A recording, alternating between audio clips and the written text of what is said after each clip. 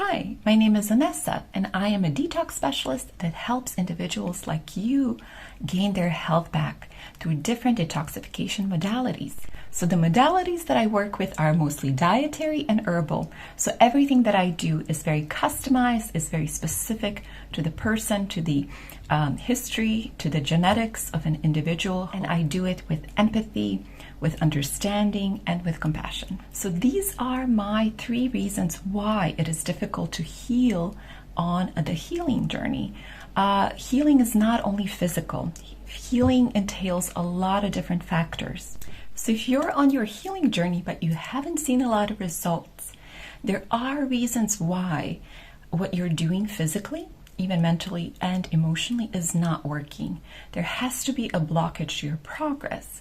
This blockage can be internal, meaning it could come from your past, it could come from suppressed emotion, or it could be external, meaning that the environment is influencing how fast and how adequately you're able to heal. Think of yourself as a sponge, and all of your experiences, be it internal or external, influencing how the harmony or balance of your body functions. So all the chemistries and energies you interact with, be it you create them yourself through emotions and mental anguish, or positive thinking and joy, or it could be external, that these factors, emotional energies and chemistries are brought into your system, and the way that you process them also matters. So the way that you are internally has a lot of impact on how you interact with the external environment. So when you think about health, there's just so many different elements to that. And when we eat correctly, that's just one area of chemistry we're correcting. So if we're correcting that one area, it's going to help correct these other areas to a certain extent. But we have to get at the root cause of why, in the first place, we've developed this disease or this dysfunction or this imbalance that's creating this disease or this expression of disease, the symptomology in our lives. So in this journey of healing, you have to become an investigator, a researcher into your own life. What happened at the time when you began seeing that symptomology? What emotional, mental, or even physical changes occurred during that time? Before you can heal, you have to understand the root cause of where you are in terms of your disease. So what happened at that time when you began to see these disease symptoms? Was it an emotional trauma? Was it something physical? Was it environmental? Stress is a huge catalyst that brings about a lot of these disease symptoms. I see stress as mostly a catalyst. So we have underlying, maybe genetic or environmental, lifestyle weaknesses. So all of those factors are just waiting to kind of burst into a symptom that we call a physical disease. They just need that match that sparks this onset. And stress is usually that match. So let's say we've been eating a really bad diet for a decade, and then we have a very stressful period of time in our lives. Those two come together, and the stress becomes a catalyst that unleashes a lot of these, what we call imbalances and diseases. So it's never really one thing. It's always a compilation of different factors in our lives that can cause this expression of disease to occur. So to heal, we have to investigate and correct those factors that have come together in the first place to spark this physical manifestation of disease. However, there are more subconscious and subtle reasons why we ourselves are stopping ourselves from healing. So let's explore those. A lot of the times I see people come to me, they do all the right things, and they're really puzzled. Why am I not healing? Why isn't there any progress? One of the reasons that's really, really out there, that's really big, and many people don't even recognize that it's holding them back, is the need for connection. So the need for connection is one reason why we want to stay, even if it's subconscious, even if we don't necessarily want to be sick, we do want connection more then we want our disease to be maybe alleviated. So if that's the case, if we're seeking connection more, then we are basically putting energy into healing. So if being sick actually provides us more connection with others, meaning others become caretakers, others, are nicer to us, others take us in, so that can cause us to feel okay because of this state of me not being able to take care of myself fully. There is a reason, and people can see that.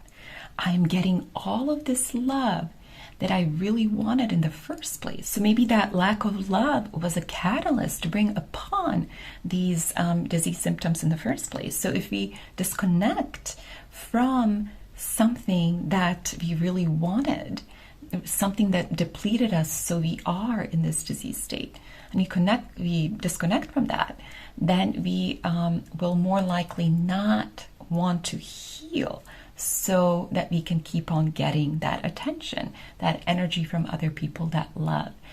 So if we associate being in the state of dependency with connection and love, we are less likely to want to heal, to be independent, to be balanced. In that case, we will sabotage our healing journeys, and we will want to be taken care of by others, because that provides us with attention, with love, and with that energy that we're seeking. However, that is very problematic, because we're basically using other people's energy to fill our own cup. We're not working on energy, on basically creating that energy for ourselves. And that is what healing is all about. It's about placing that energy within ourselves, and then being able to create and able to express that energy that's our own into the world, so we can be the best self-expression of our blueprint on this earth. So if we're taking energy from others, we're actually depleting them. We're causing them to become imbalanced for our own sake, for our own desire to be accepted and loved and so forth. So it's a dysfunctional way of getting what we really want by putting ourselves in a position or sabotaging our own growth and healing, so we can get something that's more essential to our survival, and that's connection and love. So the solution to the sabotage is actually finding healthy ways that we can get connection, that we can get love, that we can get that energy, that one-on-one give and take energy from other people, but in a healed, self-empowered place. So if we come from dysfunction, everything we're trying to take from our environment is going to become extremely toxic. But when we come from, a place where we balance ourselves, where we heal ourselves, where we love ourselves from a self-loving place, that, journey of seeking connection with others will be mutually beneficial. So that journey is not going to be transactional and codependent. It's going to come from a place of health, from a place of full cup of energy, from a place of I can give and receive, from a place of I am worthy, from a place of I am loved and I love myself. The second important reason why we don't heal is because we're holding on to old hurts and traumas. These emotions are very heavy, and they're known to block the energy circuit of the body. So wherever these blocks are created, if the energy is the energy of anger, that block can be created in the liver. If it's of fear, that block can be created in the kidneys. So all of these energy circuits have a lot to do with our emotional and mental bodies. And when we're basically in a state of constantly revisiting certain emotions, constantly being in that emotional state, when we solidify those patterns of that emotional frequency, we give that frequency a lot of energy. We give it a lot of control over our energetic blueprint. So what it does is it becomes stuck, because it becomes more massive. So just like a physical tumor, which is actually an expression of the stuck energy, the stuck energy grows. It grows energetically, and it prevents the energy of the body from circulating to all the organs and tissues and cells for healing.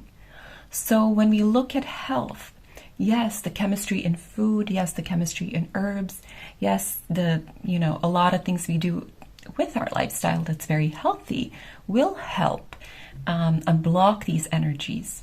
However, if we still have that cord anchored in the past, in our past hurts, in lack of forgiveness, then we're giving energy to that situation unknowingly.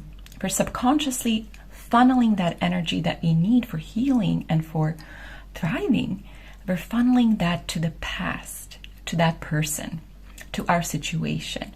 So we're never necessarily in a place to grow out of that pattern, emotional pattern, and heal it and get past it. Because if it's a very low vibrational pattern, fear, resentment, anger, all of those are low vibrational energies that are going to bring our energies down, that are going to create energy blocks so our energy cannot circulate, and they're going to prevent us from healing no matter what we do correctly. It's just going to be harder to see the progress, to make those steps that we want to make.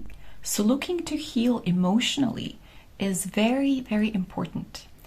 You can do that through therapy. You can do that through different modalities that can help you become aware of these emotional patterns, the stuck energy, and get back to the root of the problem and finally put those last healing touches to that past trauma.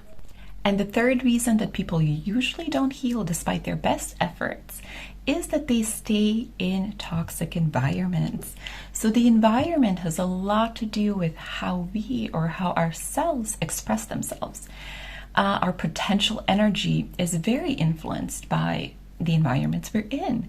So if the energy of the environments we're in is extremely low, is extremely stressful, is extremely toxic, we take on those energies because we are also energetic beings and we're influenced by what's going on outside of ourselves. So scientists have even shown that if you put a cell, let's say a liver cell, near other cells such as kidney cells, that liver cell will take on the characteristics of the kidney cells. It will become a kidney cell.